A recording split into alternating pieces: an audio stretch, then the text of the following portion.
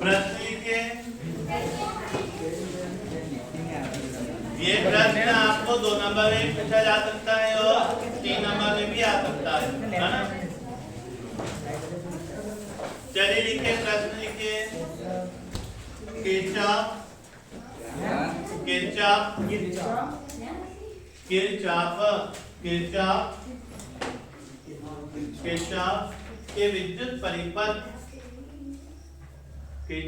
के विद्युत परिपथ के नियम लिखिए। किरचॉफ के विद्युत परिपथ के नियम लिखिए। लिख लिया? ठीक है। तो देखिए, विद्युत परिपथ होते हैं, है ना, जहाँ पे बहुत सारे वायर और तार क्या है, उपयोग में आते हैं। और देखा है ना आपने सभी ने? Yes sir. विद्युत परिपथ जिसमें बहुत सारे क्या होते हैं, वायर्स क्या होते हैं, उपयोग में आते हैं। ठीक है। तो उन वायरों में जो नियम लगता है वही नियम कौन से है? किरचॉफ के नियम है। कभी आपने अपना क्या कहना चाहिए, जो इलेक्ट्रिक बोर्ड होता है, आपने बोर्ड को भी देखा होगा कि उसके अंदर बहुत सारी बटन होती है और बहुत सारे उसके अंदर क्या रहते हैं? वायर रहते हैं। तो ये एक जटिल विद्युत परिपथ है ना, जटिल विद्युत परिपथ। ऐसे कुछ इजी टाइप के भी विद्युत परिपथ होते हैं। ठीक है। जैसे सिंगल वाले हैं तो अपन सिंगल वाले को समझ लेते हैं। ठीक है। किंतु जहाँ जटिल विद्युत परिपथ होते हैं, तो जटिल विद्युत परिपथ को समझाने के लिए वैज्ञानिक किरचॉफ ने 2 नियम प्रतिपादित किए, जिन्हें हम किरचॉफ के नियम कहते हैं। आया समझ में? वैज्ञानिक किरचॉफ ने क्या दिए हैं? विद्युत परिपथ से संबंधित क्या दिए हैं? 2 नियम दिए हैं। और कितने नियम दिए हैं? 2 नियम दिए।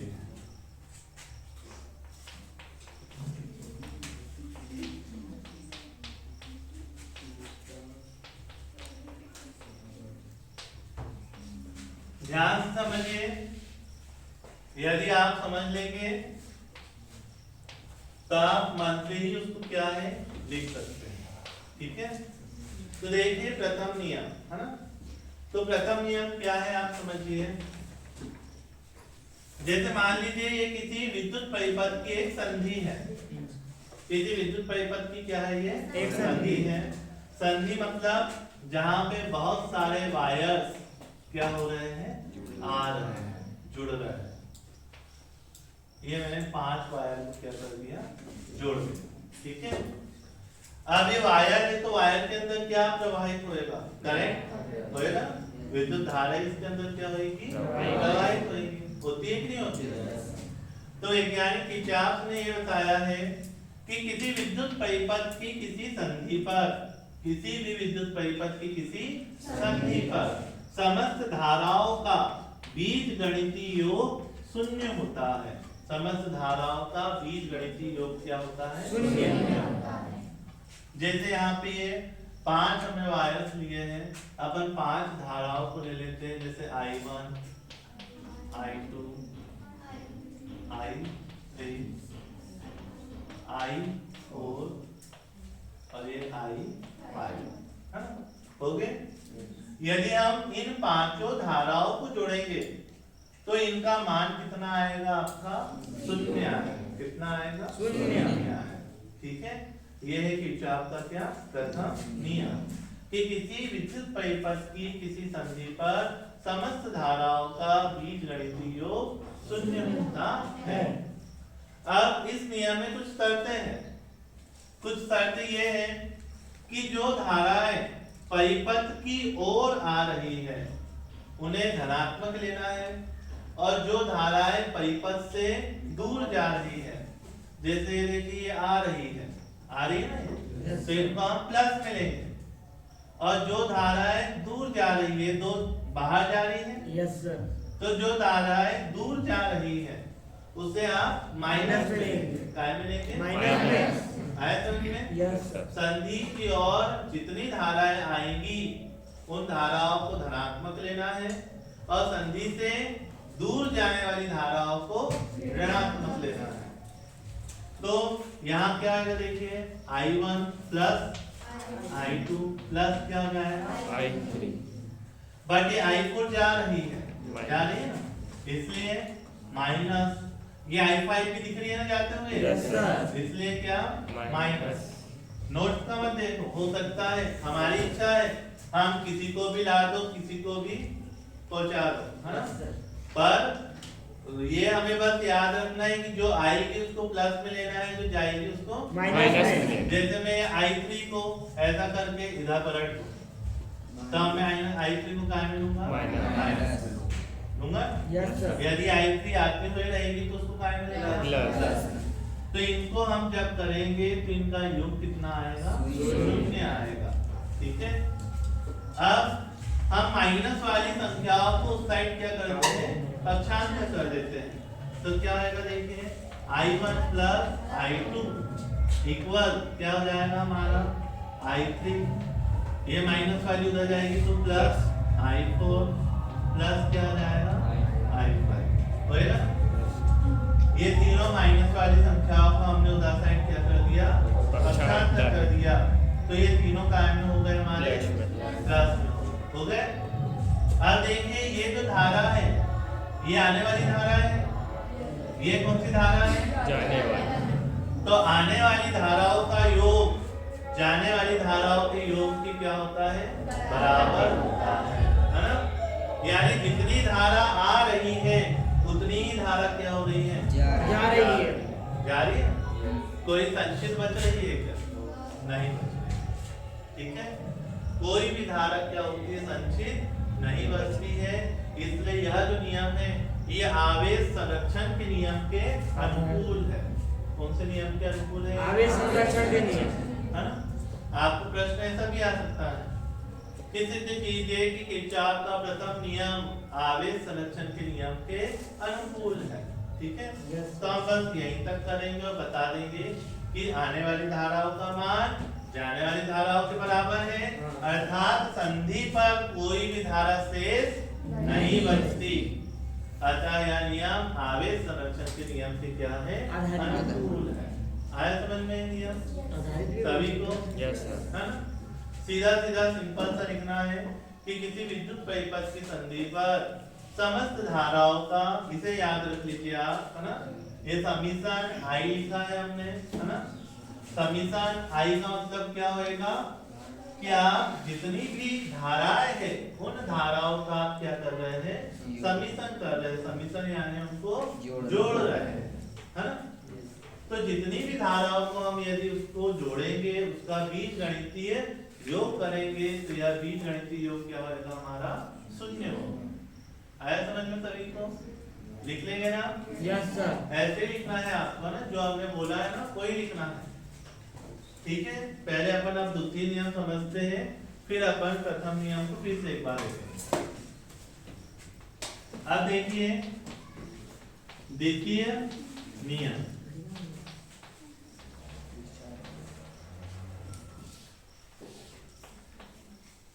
किसी जटिल परिपथ, जैसे कोई बहुत जटिल क्या है, विद्युत परिपथ है, एक बंद विद्युत परिपथ है, तो उसको समझाता है दूसरा नियम हमारा द्वितीय नियम, ठीक है। द्वितीय नियम कुछ इस प्रकार से होता है कि समीकरण I into R इक्वल होता है समीकरण E। यहाँ I क्या होएगी, धारा, R क्या होएगा, प्रतिरोध, और E क्या होएगा, विद्युत वाहक बल। E क्या होएगा, विद्युत वाहक बल होएगा, yes sir. I into R लिखा है ना मैंने, लिखा है। फिर इस I into R तक क्या लगा है, समीकरण लगा है। यानी कोई एक बंद परिपथ है, अभी अपन परिपथ भी बनाएंगे तो और अच्छे समझ जाएगा। पहले केवल यदि अपन इस समीकरण को ही हिंदी में लिखना चाहें तो क्या लिखेंगे हम, कि किसी बंद परिपथ में बहने वाली धारा और संगत प्रतिरोध, धारा के संगत जो प्रतिरोध है, ठीक है, बहने वाली धारा और संगत प्रतिरोध का क्या किया हमने, गुणनफल किया। बहने वाली धारा और संगत प्रतिरोध के गुणनफल का योग परिपथ में उपस्थित कुल विद्युत वाहक बल के बराबर होता है। ठीक है, ये उसकी हिंदी क्या हुई, मीनिंग हुई। अब अपन उसको समझते हैं परिपथ को। ध्यान से समझना, परिपथ बहुत सिंपल है। हम एक बंद परिपथ ले रहे हैं, है ना, जो सभी जगहों से क्या है, बंद है। ये धारा I1 प्रवाहित हो रही है, ये सेल लगा हुआ है, E1 इसका विद्युत वाहक बल है, प्लस माइनस, और इस धारा के संगत जो प्रतिरोध है वो है हमारा R1। फिर से मैं यहाँ एक सेल लगा दे रहा हूँ, E2 प्लस माइनस, तो इसके संगत प्रतिरोध मैंने ले लिया, क्या है हमारा R2। क्या ले लिया हमने, R2। तो चूंकि प्लस माइनस है तो धारा हमेशा इधर ही जाएगी, तो ये हो गई धारा। इसको हम बोल देते कौन सी धारा है हमारी, I2। अब देखो ये दोनों धाराएं इधर बह रही है, तो ऊपर से धारा नीचे आएगी, यस सर। तो अब मैं यहाँ पे एक तीसरा प्रतिरोध लगा देता हूँ, R3। तो ये धारा कौन सी बहेगी इसमें, I1 प्लस I2।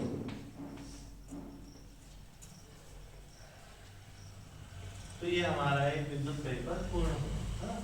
हम इसको नाम दे देते, जैसे A, ये B, ये C, ये हो गया D।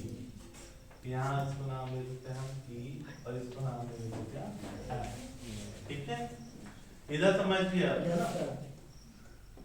किरचॉफ का नियम क्या कह रहा है कि किसी विद्युत परिपथ एक बंद जाल में, ठीक है, किसी बंद जाल में बहने वाली धारा और उसके संगत प्रतिरोध का गुणनफल, बहने वाली धारा और उसके संगत प्रतिरोध का गुणनफल उस परिपथ में उपस्थित कुल विद्युत वाहक बल की क्या होता है, बराबर होता है।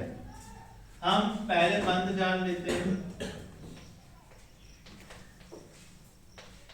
बंद जाल A B C D और A में देखो A B C D A, नीचे वाले को अभी नहीं लिया है। ठीक है, बहने वाली धारा क्या है हमारी, I1, संगत प्रतिरोध क्या है, तो I1 इंटू R1 प्लस क्या होगा, I2 इंटू बराबर क्या हो जाएगा, E1 प्लस E2 होगा। पहले नियम याद करो, फिर नियम की शर्त याद करेंगे अपन। ठीक है, किसी विद्युत परिपथ में या किसी बंद जाल में बहने वाली धारा और संगत प्रतिरोध, ये बहने वाली धारा और ये क्या है, संगत प्रतिरोध का क्या किया है हमने, गुणनफल। तो बहने वाली धारा और संगत प्रतिरोध का गुणनफल का योग, है ना, योग किया है, का गुणनफल का योग परिपथ में उपस्थित कुल विद्युत वाहक बल के या संपूर्ण विद्युत वाहक बल के क्या होता है, बराबर होता है। ठीक है, ये है क्या इसका नियम, है ना। अब इस नियम की एक शर्त है, नियम की शर्त यह है कि हमें चक्र देखना है कि धारा किस दिशा में प्रवाहित हो रही है। ठीक है, तो धारा देखो ऊपर से कहाँ आ रही है, फिर नीचे से कहाँ जाएगी। हमने इसकी कल्पना की है क्या अभी नहीं, हम केवल इतने की बात कर रहे हैं। तो ये देखिए धारा ऊपर से कहाँ आ रही है, I1 नीचे आ रही है, तो यदि धारा की दिशा में प्रवाहित हो तो गुणनफल को प्लस में लेना है, धनात्मक लेना है। यदि धारा के विपरीत दिशा में प्रवाहित हो रही है तो गुणनफल को क्या में लेना है, आपको माइनस में लेना है। ठीक है, तो यहाँ देखिए I1 धारा की दिशा में है, इसलिए I1 इंटू R को आप क्या लेंगे, धनात्मक। अब देखो A से धारा निकली कहां तक आई, B तक। अब B से कहां जाना चाहिए, उसे जाना चाहिए, लेकिन धारा विपरीत दिशा में प्रवाहित हो रही है। I2 धारा कैसी प्रवाहित हो रही है? विपरीत दिशा में। वेरी है ना? Yes sir. इसलिए हम इस गुणनफल को काय में लेंगे? माइनस में लेंगे। काय में लेंगे? माइनस में। आया समझ में? यह नियम की यानी शर्त है। जैसे हमने इसमें शर्त देखी थी ना कि जो आएगी उसको धनात्मक लेना है, जो दूर जाएगी उसको ऋणात्मक लेना है। सेम टू सेम ऐसे ही इसमें है कि यदि धारा की दिशा में प्रवाहित हो रही है, पहले हम एक धारा की दिशा मान लेंगे। जैसे हमने ये दिशा मान ली है ना, हमने क्या दिशा मान ली कि ए से कहाँ जाएगी? बी, बी से सी, सी से डी और फिर डी से ए, है ना? तो जो धारा इस दिशा में प्रवाहित होगी उसे प्लस में लेंगे, जो धारा इस दिशा में प्रवाहित नहीं होगी उसे हम माइनस में लेंगे। क्योंकि I1 धारा की दिशा में प्रवाहित हो रही है, इसलिए हमने इसको प्लस में लिया। और ये I2 धारा की दिशा में प्रवाहित हो रही है क्या? नहीं, ये विपरीत दिशा में प्रवाहित हो रही है, इसलिए इसको हमने काय में लिया? माइनस में। ठीक है। ऐसे ही सेल के विद्युत वाहक बल के लिए भी क्या होता है? ये लागू होता है। यदि जो सेल है वो धारा की दिशा में प्रवाहित करेगा तो उसके विद्युत वाहक बल को हम प्लस में लेंगे। यदि विपरीत दिशा में धारा प्रवाहित करेगा तो उसके विद्युत वाहक बल को हम माइनस में लेंगे।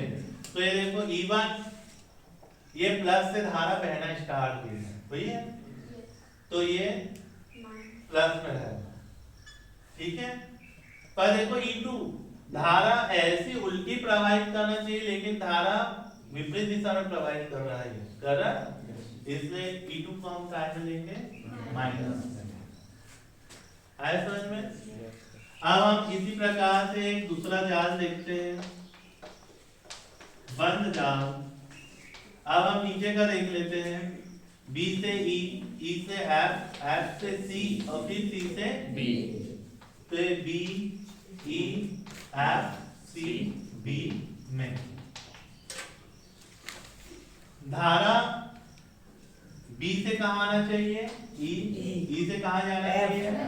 F से C, फिर C से B, है ना? Yes sir. तो ये देखो I2 अब धारा की दिशा में बह रही है, बह रही है? Yes sir. तो I2 into R2 को आप क्या लेंगे?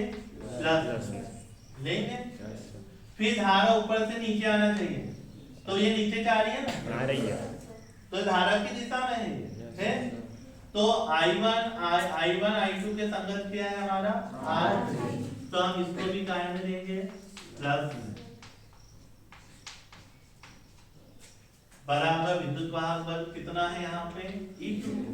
E2 भी सही दिशा में धारा प्रवाहित कर रहा है, कर रहा है ना सही दिशा में, इसलिए E2 भी काय में आएगा? प्लस में आएगा। यदि E2 विपरीत दिशा में धारा प्रवाहित करता तो E2 भी काय में आता? माइनस। ठीक है। यह जो नियम है यह ऊर्जा संरक्षण के नियम के क्या है? अनुकूल है। किसके अनुकूल है ये? ऊर्जा संरक्षण के नियम के अनुकूल। ठीक है। Yes sir. और ये वाला जो नियम है ये नियम आवेश संरक्षण के नियम के क्या है? अनुकूल है। आया समझ में? नहीं आया? हो जाएगा ना? Yes sir. अभी आगे हमें ना विद्युत परिपथ पढ़ने हैं। जैसे वेटस्टोन सेतु पढ़ना है। वेटस्टोन सेतु एक मोस्ट आईएमपी क्वेश्चन है ना?